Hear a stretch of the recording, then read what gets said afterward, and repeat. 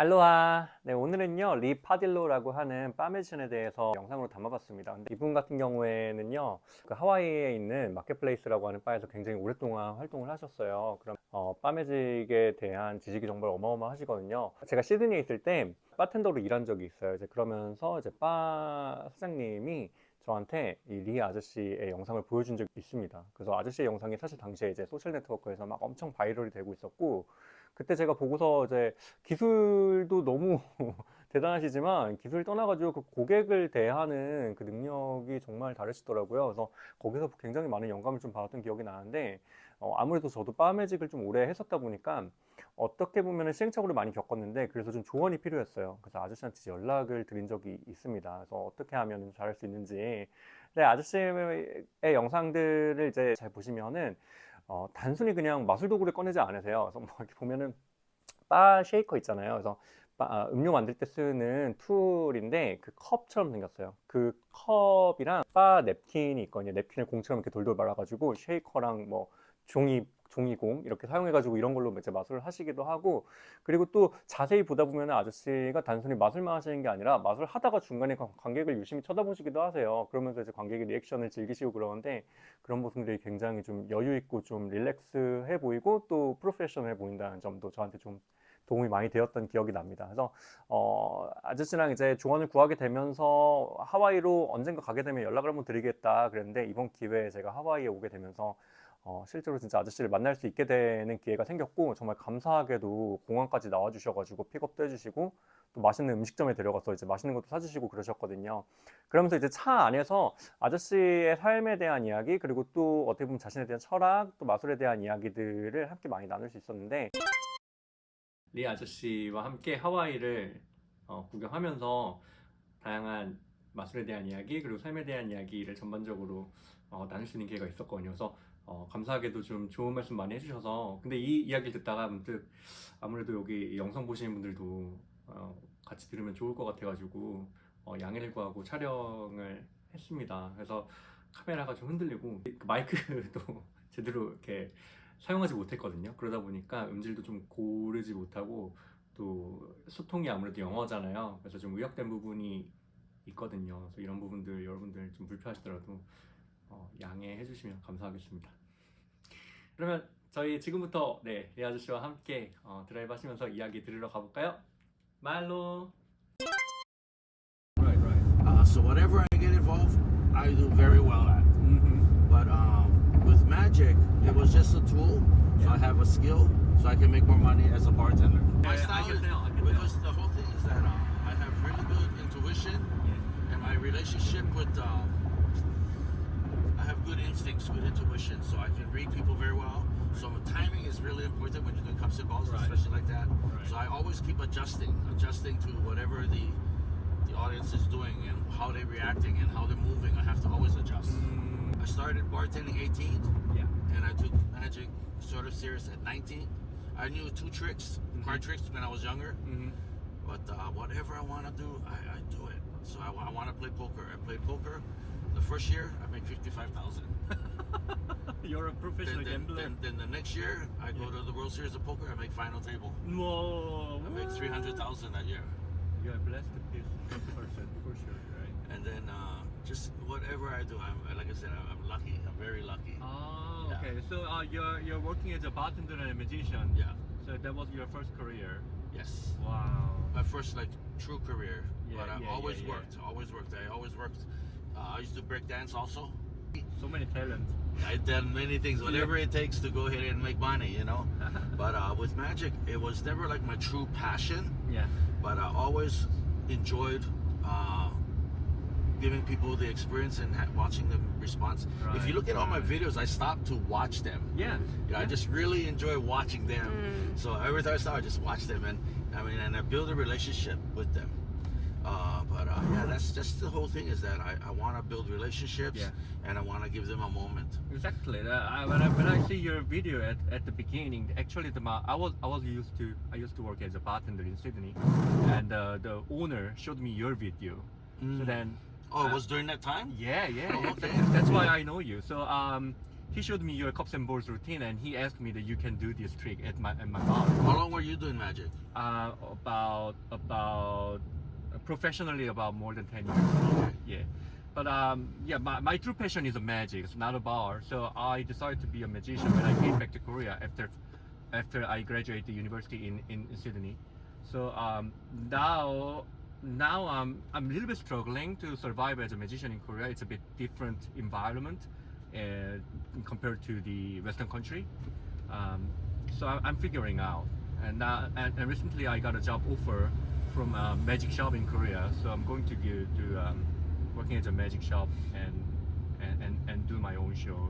So that's why I just put my videos on my Instagram. Yeah, so that's why I always bartended. So even I was bartending at 21, I You don't need to worry about it. but not only that is that I was working in hotels, yeah? So in the beginning, in the 90s, Yes. many groups, big groups from all over the world come and they do the conventions or they whatever they're gonna do, yeah? Yeah. So they always would go through my bar and they always have a final dinner, a black and white dinner, a formal dinner after they've done the convention. Because they see me throughout the week, they would hire me the final show. So I would always have shows, always had people, always Yeah. had something, yeah? I'm gonna go That's here. crazy. So and I was really lucky, and that's why I know many tricks, but I just stick to what I enjoy the most. Right. And when something I think, oh, I remember that, and I'll do it, but I don't have time to practice or do anything like that. So I just don't spend time or energy really working on it. Everything came very natural for me. Like the hardest thing for me was fanning cards. Just fanning cards. I was like, I had to work so hard at fanning cards, but everything else, somebody show it one time, Yeah. I do it right away. Like somebody show you the vanish pen once, I just tried one time, done already. I already know. But your handling is crazy, you know. So Timing, Yeah, my timing. right.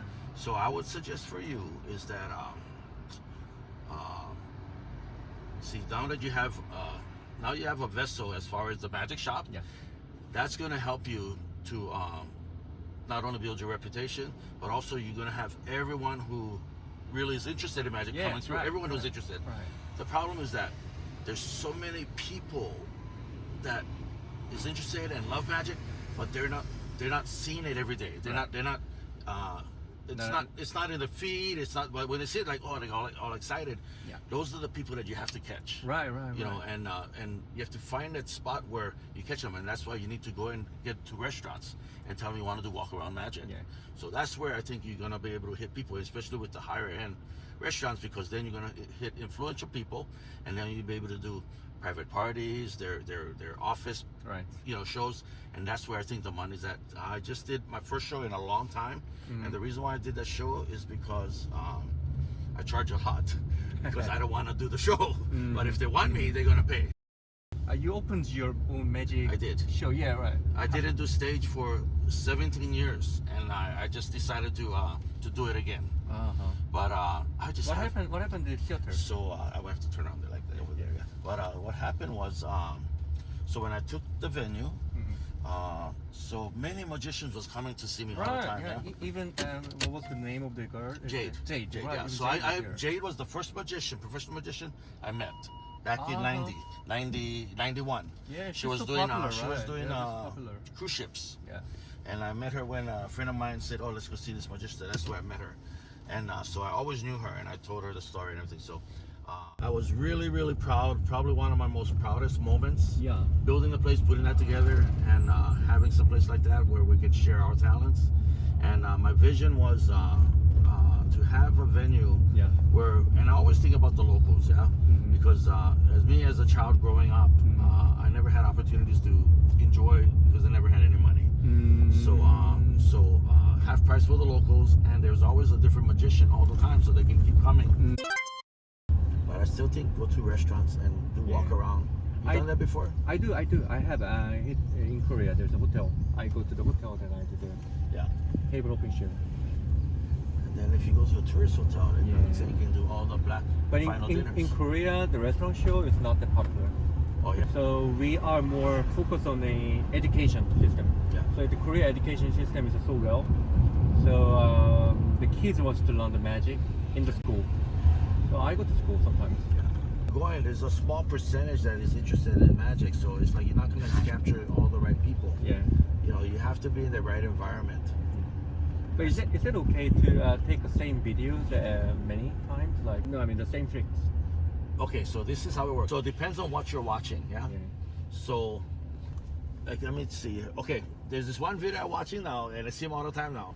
So he does Mexican guy, and he asks for a drink, and he gets a wine, he goes like this, and he goes, he's really dramatic, and he goes, and he does all this stuff, and he goes, hey, Heineken! And that's just all his videos. Okay, 300,000 followers. The same thing all the time. And all he says is, hey, Heineken! And he's drinking wine, but he's saying Heineken. And it's just, that's his whole bit. He's a comedian, but that's his whole bit. And every time it's a little bit different, and you're watching the back and everything. But people like to have familiarity. So if you have something that is great, and they're familiar, like some of my videos when I do something different, and they go, oh, where's the can? Or where's this? So now they can call you out. Now they can say, because now they're connected to your post. They're connected to your trick. So having that connection is really important. So, or what I would suggest is that you have a signature something. Yeah. So before you come out, you do something that only you do, and the people go, oh, I know that's Duke because that's what he does. And it's something that you always do before a trick, or you close with something. So Curtis Cam, he used to have, which is the simplest trick, but that's his signature. You know, the flower came to flower, the magnet, and you get the flower. Every time after he's done everything, and he just does that, and that's like his thing. And he knows it's simple and everything, but the simplicity of the beauty of, after all the amazing, elegant, and fantastic sleight of hand and greatness, he comes out and finishes with that, and you know that's what's going to happen. So you have an opening, like I'm Duke, and this is like whatever hand gesture, or the way you're going to move the card, whatever it is, find something that is you. Like once I bring out the shaker, everybody knows. Once I put balls together, everybody knows.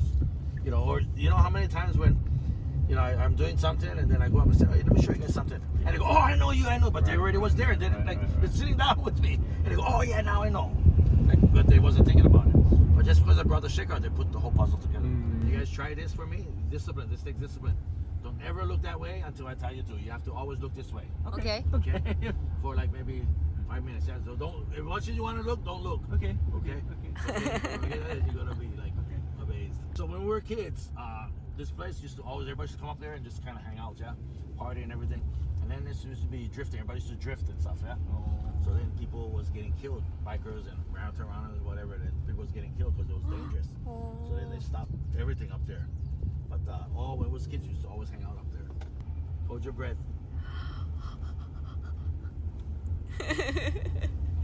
The smell, the green. So Kauai is, oh my God. Wow, but it smells like. Kauai, as soon as you get off the plane, everything's so clear, so like refreshing, so amazing. You only get it up here because a lot of other places pollution. This is a real Hawaii. Real Hawaii. Up here, this is how it all was. That's this trees. Wow. So the eucalyptus trees was brought from Australia. Yeah. But different. Yeah, really it's different, really different. Whoa. But you can see this kind of nature in Australia. So now they have so many invasive plants and trees now. But I stopped for a long time. I stopped for like 17 years. Man, Like don't do anything, just raise my kids. raising the kids is even harder. Yes, it is. It's very hard. Probably start with a dog first. But you know what? The dog taught me a lot. Yeah. Yeah. Discipline, structure, repetition. I heard she was amazing. She was champion. Front page of Dog Show magazine for agility. My first dog ever. She was awesome. Yeah. If I had a dream job, it would be dog training. Why don't you try? Because I cannot make money right away. I have to like build myself up. Yeah. I do train right now. I do a lot of people's dogs, but I do it for free. They can see what it is and people talk. Yeah. And the skies clear up for us. Just for you, see? Just for you, the sky clear up for you. No rain.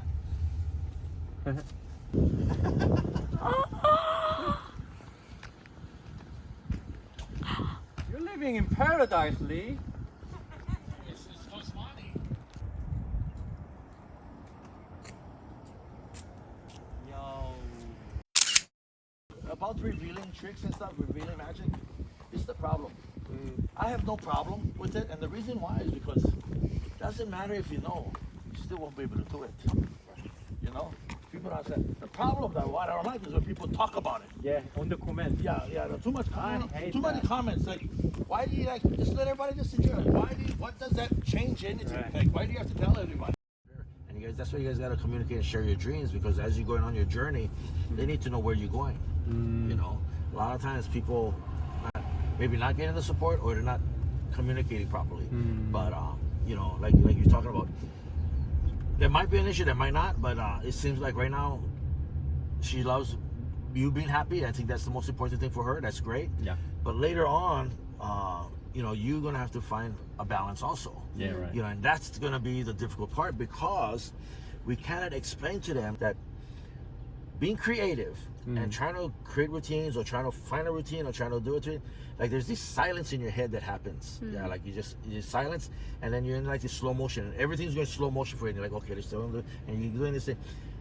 You shouldn't have any interruptions. Being that creative and being artistic in that level, when you're trying to present something, there's a silent moment where you just need to be alone in your own head, where you cannot be bothered, and it's like, you know, it changes the whole thing. If you get bothered, you have to reset, and it takes a while to get into that zone again. So if your partner understands that, then that matters a lot. But then, say for instance, later on you guys have kids. Yeah. You're not going to have time to do all that, because the kid is the most important thing. See, so you're going to have to, all these changes that's going to happen in your life, and you're going to have to figure it out. Not that one is more important, but if she understands that, hey, that's your livelihood, that's where you make your money, I should allow him to do what he needs to do. I'll take care of the kids. You're going to find your time with your child and everything, and we're going to have our time together with your child. Passion is what continue to give you the drive when you feel like you're failing, or you feel like you want to give up. Because it always come back. I went through 7 years depression. I couldn't come out of it. It was difficult for me. I just felt I lost myself, and it was just a dark place for me. I've never been in a place like that, because I've always been confident, always did amazing things, but I just lost my identity, and I just couldn't figure it out. And But you get over it. so it was one person who's just always been there, and it's very consistent and everything. But I still, it's you that have to get out of it. So I was like, you know what? I'm gonna start doing magic again.